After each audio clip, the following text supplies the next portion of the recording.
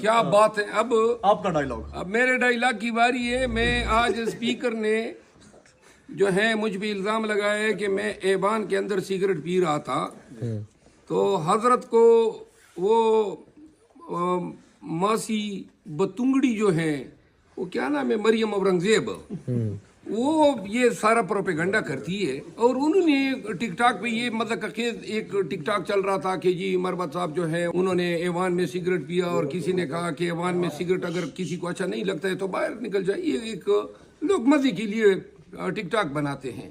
Speaker صاحب نے نہ کیمرے چیک کیے, نہ کسی سے رپورٹ طلب کی, کرسی پہ بیٹھ کے انہوں نے بیان داغ دیا. اسپیکر صاحب یہ گل نہ چل سی,